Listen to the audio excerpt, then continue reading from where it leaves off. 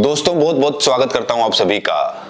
जब भी चुनाव आयोग से पूछा जाता है कि ईवीएम से चुनाव क्यों कराते हो, बैलेट पेपर की बहाली क्यों नहीं करते, तो इसको लेकर चुनाव आयोग यहां तक कि सरकार के लोग ये कहते हैं कि ईवीएम से जल्दी से वोटिंग हो जाती है, जल्दी से मतगणना हो जाती है, जल्दी से नतीजे आ जाते हैं। लेकिन दोस्तों आपको जानकर ताज्जुब होगा कि महाराष्ट्र चुनाव के नतीजे अभी तक नहीं आए हैं।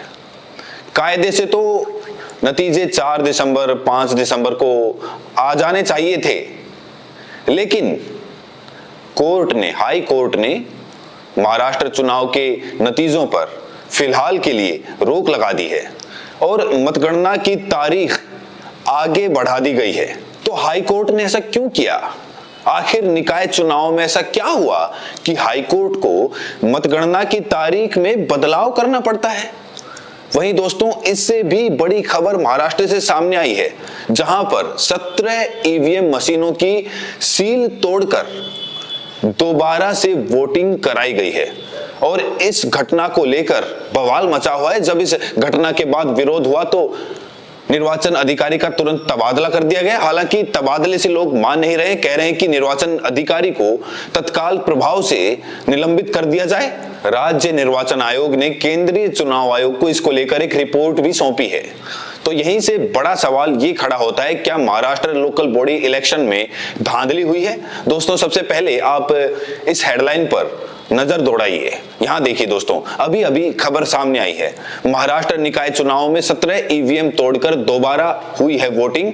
हंगामे के बाद चुनाव अधिकारी पर गिरी है गाज। राजनीतिक दलों का आरोप है कि गोंदिया जिले की सालेकसा नगर पंचायत में मतदान खत्म होने के बाद 17 ईवीएम की मशीनी सील तोड़कर दोबारा वोटिंग कराई गई है। महाराष्ट्र के निकाय चुनाव में खास तौर से कहा जा रहा है कि गोंदिया और सांगली में गड़बड़ी के आरोप है। आपको बता दें कि महाराष्ट्र निकाय चुनाव में 2 दिसंबर को वोटिंग हुई थी, लेकिन नतीजे आने से पहले गोंदिया और सांगली में ईवीएम में गड़बड़ी के गंभीर आरोप सामने आए हैं। विपक्षी पार्टियों ने आरोप लगाया है कि गोंदिया जिले की सानेकसा नगर पंचायत में मतदान खत्म होने के बाद 17 ईवीएम की मशीनें तोड़कर दोबारा वोटिंग कराई गई है। इतना ही नहीं, आरोप यह भी है कि ईवीएम मशीनों को स्ट्रांग रूम तक लाने के लिए नगर अध्यक्ष पद के प्रत्याशी राजेंद्र बड़ोले की निजी शिक्षा संस्थान के वाहन का इस्तेमाल किया गया। इसे लेकर भी राजनीतिक दलों ने कड़ी आपत्ति जताई है। हंगामे के बाद हालांकि पुलिस ने भी दखल दिया है। स्ट्रांग रूम के बाहर काफी हंगामा शुरू हुआ। ये गड़बड़ी उस वक्त सामने आई जब मतदान के बाद ईवीएम को स्ट्रांग रूम में रखा जा रहा था। इस घटना से तनाव बढ़ गया है और पुलिस को हस्तक्षेप करना पड़ा है। इस मामले में राजनीतिक दलों का विरोध प्रदर्शन भी तेज हो चुका है। जो तमाम पार्टियां हैं, विपक्षी पार्टियां खास तौर से, उन्होंने एकजुट होकर तहसील कार्यालय पर इस मामले को लेकर जबरदस्त मार्च निकाला, मोर्चा निकाला। इसमें बीजेपी हालांकि शामिल नहीं थी। प्रदर्शनकारियों की डिमांड है कि चुनाव अधिकारी मोनिका कांबले और अन्य दोषी कर्मचारियों का तबादला नहीं बल्कि तत्काल प्रभाव से निलंबन किया जाए, इनके खिलाफ केस दर्ज किया जाए। सोचिए दोस्तों, क्या कभी चुनाव के दौरान ऐसा कभी हुआ कि ईवीएम मशीनों को की सील तोड़ दी जाए और दोबारा से वोटिंग कराई जाए? यहां पर जो निर्वाचन अधिकारी मोनिका है, उनके खिलाफ कार्रवाई की मांग की जा रही है। सोचिए, ये घटना सिर्फ प्रकाश में आई है, ना जाने इतनी ऐसी कितनी घटनाएं हैं जो प्रकाश में ही नहीं आई। जो महाराष्ट्र निकाय चुनाव के नतीजे हैं, मतदान के तुरंत बाद आ जाने चाहिए थे, वो नतीजे अब 21 दिसंबर को आएंगे। दोस्तों आपको बता दें, 2 दिसंबर को महाराष्ट्र में 6705 सभासदों, कॉर्पोरेट और 264 अध्यक्ष की सीटों पर चुनाव हुआ था। महाराष्ट्र में 242 नगर परिषद, 46 नगर पंचायतों पर चुनाव हो रहा था। हालांकि कुछ सीटों पर चुनाव स्थगित कर दिया गया है, उसके लिए भी तारीख तय की गई है 20 दिसंबर। इसके बाद ये पूरा मामला बॉम्बे हाई कोर्ट में चला जाता है। अब खबर ये आ रही है कि महाराष्ट्र में स्थानीय निकाय चुनाव के नतीजे कल नहीं आएंगे। हाई कोर्ट ने रोक लगा दी है। अब 21 दिसंबर को मतगणना होगी। जब ये पूरा मामला हाई कोर्ट में जाता है तो हाई कोर्ट ने, बॉम्बे हाई कोर्ट ने महाराष्ट्र में नगर परिषद और नगर पंचायत चुनाव की मतगणना पर रोक लगा दी, क्योंकि कुछ सीटों पर चुनाव स्थगित कर दिया गया था राज्य निर्वाचन आयोग के द्वारा।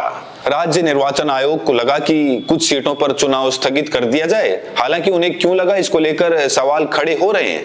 20 दिसंबर को सीटों पर वोटिंग होगी, उसके लिए कुछ सीटों के लिए सोचिए मतगणना की तारीख को ही टाल दिया गया। अब 21 दिसंबर तक जो ईवीएम है वो रेस्ट करेगी। 3 हफ्तों तक ईवीएम रेस्ट पर रहेगी, और जब ईवीएम रेस्ट पर रहेगी, स्ट्रॉन्ग रूम में रहेगी, तो विपक्ष के लोग यही आरोप लगा रहे हैं कि वहां पर सत्ताधारी पार्टी के लोग हैं, नेता हैं, कार्यकर्ता हैं, वो जाकर वहां सेटिंग भी कर सकते हैं। बॉम्बे हाई कोर्ट की नागपुर खंडपीठ का यह फैसला आने के बाद सभी राजनीतिक दल राज्य चुनाव आयोग पर अपना गुस्सा उतार रहे हैं, क्योंकि उसके द्वारा कुछ सीटों पर चुनाव टालने के फैसले के कारण ही हाई कोर्ट को चुनाव नतीजों पर रोक लगानी पड़ी है। तो जिन सीटों पर चुनाव नहीं हुए थे, उन सीटों पर 20 दिसंबर को चुनाव होंगे। कुछ सीटों पर नतीजे अब 21 दिसंबर को आएंगे, लेकिन जिन 17 ईवीएम मशीनों की सीलें तोड़ी गई हैं, वहां दोबारा वोटिंग कराए जाने की खबरें, उसको लेकर कहा जा रहा है कि यहां स्थानीय निकाय चुनाव, लोकल बॉडी इलेक्शन में निष्पक्ष तरीके से चुनाव नहीं हुआ। राज्य निर्वाचन आयोग लीपापोती में लगा हुआ है, किसी सवाल का वो ठीक से जवाब नहीं दे पा रहा है। कहने को तो चुनाव आयोग कहता है कि हम फ्री, फेयर और ट्रांसपेरेंट इलेक्शन कराते हैं, लेकिन आपने देखा, चाहे महाराष्ट्र विधानसभा चुनाव के नतीजे हो, या फिर हरियाणा चुनाव हो, या फिर बिहार चुनाव हो, और अब महाराष्ट्र में जो स्थानीय निकाय चुनाव हुआ, लोकल बॉडी के जो इलेक्शन हुए, इसमें भी चुनाव आयोग की भारी किरकिरी हो रही है, क्योंकि यहां पर नतीजे 3 से 5 दिसंबर के बीच में आने थे, लेकिन राज्य निर्वाचन आयोग ने ऐसा हवाला दिया, ऐसा कारण बता दिया, जिसके बाद हाई कोर्ट को मतगणना की तारीख बदलनी पड़ती है। दोस्तों, इससे पहले ऐसा कभी नहीं हुआ था। कहा जा रहा है कि कुछ सीटों की बात थी, उन सीटों पर 20 तारीख को चुनाव करा लेते और 21 को मतगणना करा लेते, और कहा जा रहा है कि जो 264 नगर अध्यक्ष के पद और 6000 से ज्यादा सभासदों के चुनाव कराए गए थे, उन सीटों के लिए तो कम से कम मतगणना करा लेते। लेकिन अब कोर्ट ने चुनाव के नतीजों पर रोक लगा दी है। 21 दिसंबर को नतीजे आएंगे, वो नतीजे कैसे होंगे, इसको लेकर भी सवाल खड़े हो रहे हैं। कहा जा रहा है कि वोटिंग भी निष्पक्ष तरीके से नहीं हुई, मतगणना भी निष्पक्ष तरीके से नहीं होगी, क्योंकि मशीनों में बहुत भयंकर छेड़छाड़, धांधली की भी बातें यहां सामने आ रही हैं।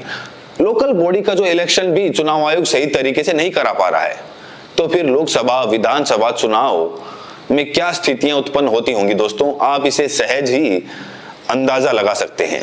बहरहाल इस वीडियो में इतना ही। चुनाव आयोग पर आपको कितना यकीन है? महाराष्ट्र निकाय चुनाव में जिस तरीके से, जिस स्थिति में हुआ है, इसके लिए सबसे बड़ा दोषी जिम्मेदार कौन है? राय जरूर दें, और साथ में ये भी बताएं कि आप ये वीडियो देश के किस कोने से देख रहे हैं। बहुत बहुत शुक्रिया।